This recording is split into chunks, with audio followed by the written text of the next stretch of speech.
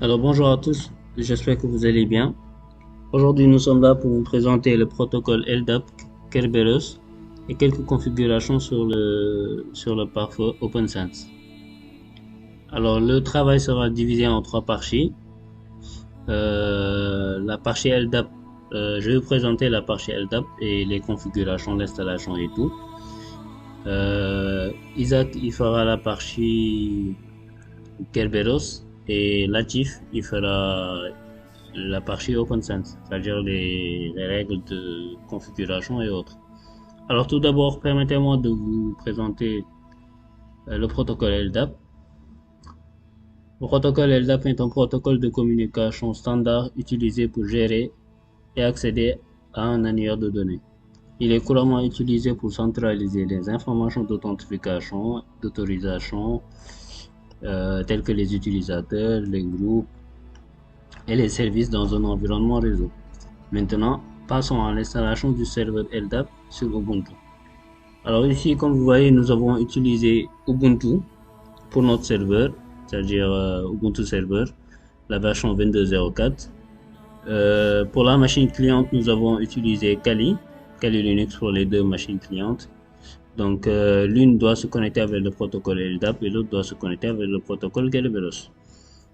Donc pour faire l'installation déjà, nous allons commencer par faire la mise à jour, c'est-à-dire nous allons commencer avec la commande sudo apt get update. Voilà, donc là il nous demande le mot de passe normal.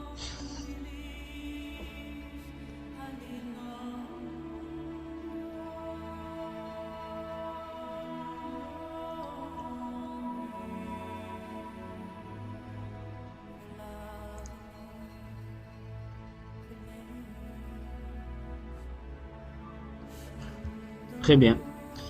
Alors par la suite, nous allons maintenant installer notre serveur LDAP.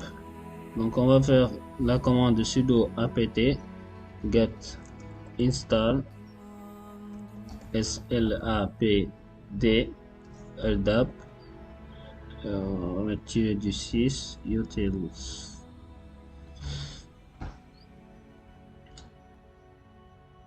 Là, on va faire oui. Je vais continuer. Là.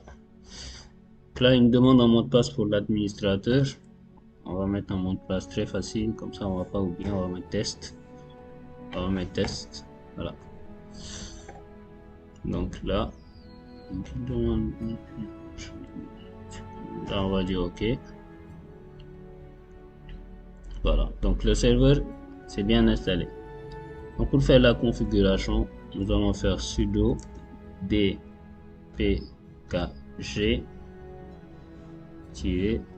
configure slapt.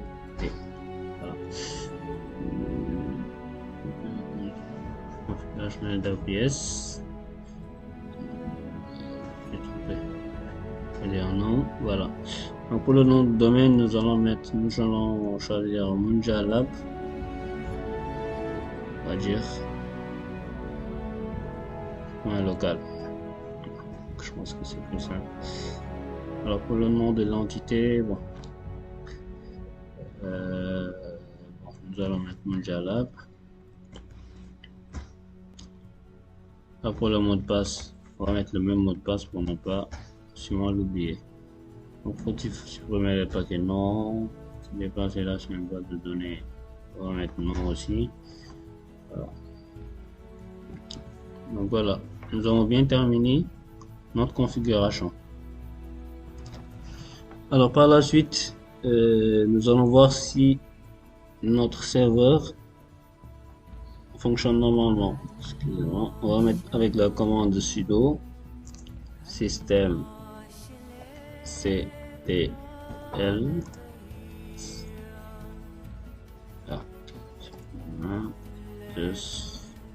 slapd. Donc là, comme vous voyez, ça veut dire que notre active running, ça veut dire que notre serveur est en marche.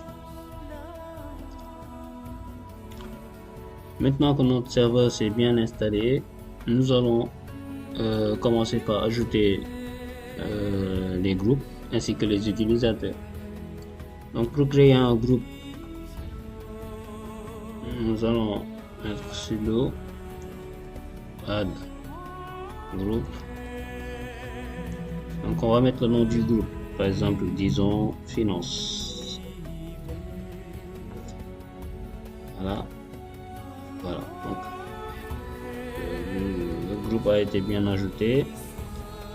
Ainsi nous allons ajouter un autre groupe. Donc on va mettre sudo encore add group. On va mettre comptabilité. Voilà. Très bien. Donc nous avons bien créé les deux groupes finance et comptabilité. Donc nous allons commencer par créer les utilisateurs. Donc pour créer l'utilisateur, on va mettre sudo add user. On va mettre le nom de l'utilisateur et vu que dans notre groupe, moi c'est Ahmadou, il y a aussi Latif et Isaac. Donc déjà on va commencer par mettre Ahmadou ou Ahmad simplement. Donc là il me demande le mot de passe pour Ahmad. On va mettre un mot de passe simple, test. Il me demande de rentrer le mot de passe. Donc le nom de Ahmad, c'est Ahmadou Sakhishlo. Alors le room number, bon, on va mettre n'importe quoi. Works number, on va mettre 88, 2700, voilà. Yes. Voilà, donc nous avons bien ajouté notre utilisateur. Alors nous allons ainsi ajouter les autres utilisateurs à sudo add user. Nous allons mettre Isaac. Donc là, il me demande le mot de passe d'Isaac. Le mot de passe récent, test. Voilà, il me demande la même chose. C'est Isaac Amboko. Le room number, voilà. Quoi? Très bien. Ainsi, nous allons aussi ajouter Latif, sudo add user, Latif. Le nouveau mot de passe, on va mettre test. Le mot de passe pour Latif. Full name, on va mettre Latif Diallo. Ça, c'est son nom complet. Le room number, on va mettre les informations. Yes. Voilà, très bien. Très bien. Donc maintenant, nous allons vérifier les utilisateurs qu'on a créés, est-ce qu'ils existent. Donc pour ça, on va faire id. On va mettre id par exemple Latif. Voilà. Donc là, nous verrons bien que Latif a été bien créé. id Isaac. Excusez-moi. id Isaac. Voilà, Isaac est là et id Ahmad. Voilà. Donc voici nos trois utilisateurs bien créés. Et maintenant, ce qu'on va faire, on va attribuer les utilisateurs à un groupe. C'est-à-dire, nous avons créé deux groupes, finance et comptabilité. Donc, on va ajouter Latif finance, Isaac comptabilité et Ahmad aussi comptabilité. Donc, pour ce faire, nous allons mettre sudo add user. Donc, le nom de l'utilisateur, c'est Latif. Puis, le nom du groupe. Donc, on va ajouter Latif dans le groupe finance. Finance. Voilà. Donc, c'est bien. Donc, nous allons aussi ajouter Isaac, sudo add user Isaac, comptabilité.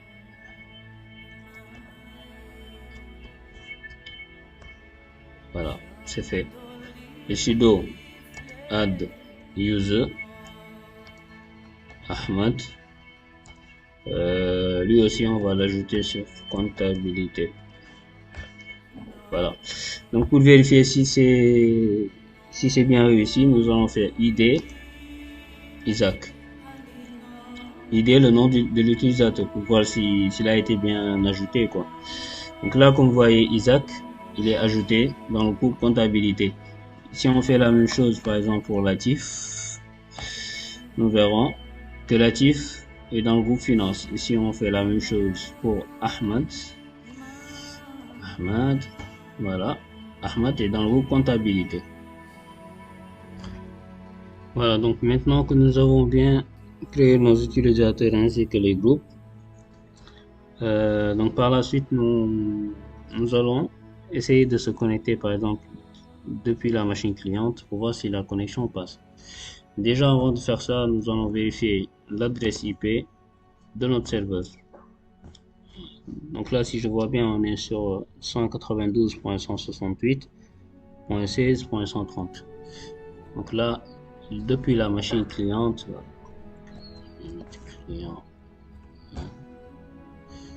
là, on va mettre clear.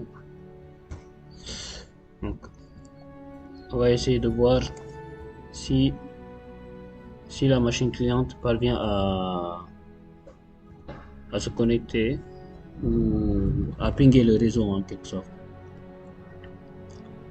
192.168.16.130. 16.130.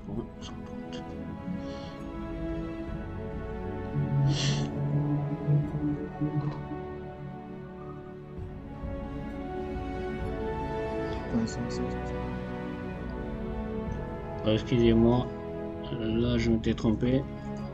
C'est ping 192.168. C'est 116 au lieu de 16. Voilà. Moins 130. Et voilà, normalement là, la connexion passe. Donc là, on va faire la même chose depuis l'autre machine aussi pour voir si parvient à se connecter normalement. Donc ping 192.168.116.130. Et là, la connexion passe normalement sans souci. Donc les deux machines parviennent à se pinguer entre eux. Donc là, ce qu'on va faire par la suite, nous allons préparer la machine cliente pour qu'elle accepte le protocole LDAP et pour faire sa connexion normalement, l'authentification en quelque sorte. Alors pour ce faire, nous allons installer le paquet sudo apt install libpam, voilà, -ldapd nscp. On va mettre le mot de passe à client.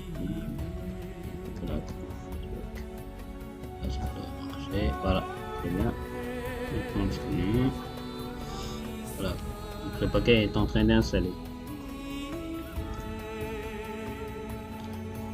Donc là, on va mettre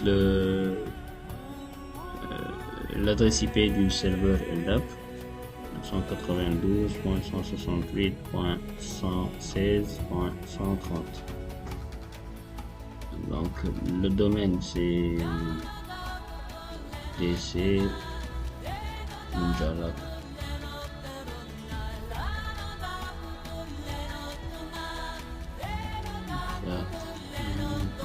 Base WD, Shadow, Post, Network,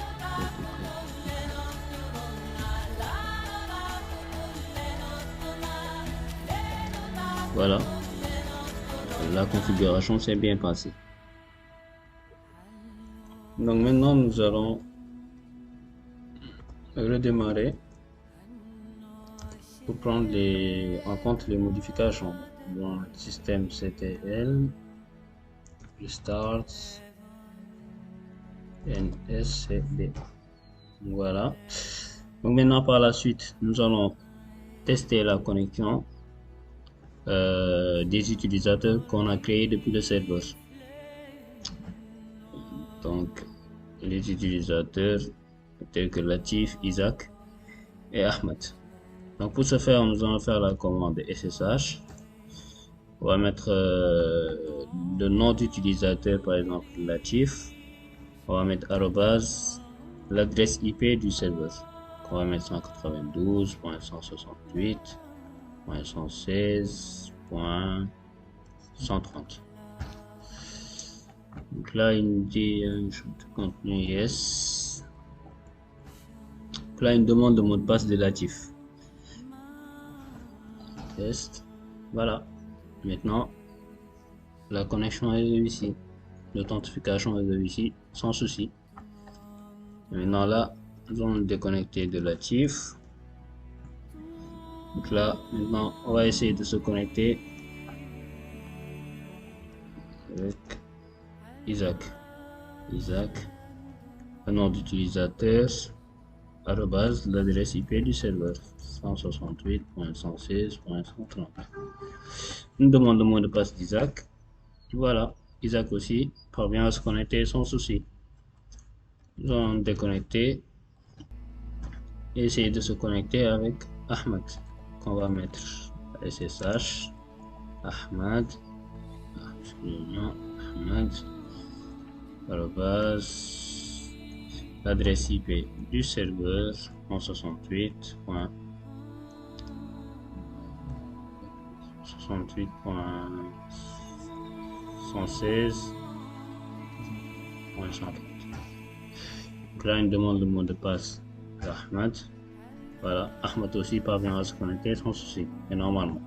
Maintenant, nous allons déconnecter et nous allons essayer de se connecter depuis le serveur avec un utilisateur qui n'existe pas. Par exemple, disons SAD.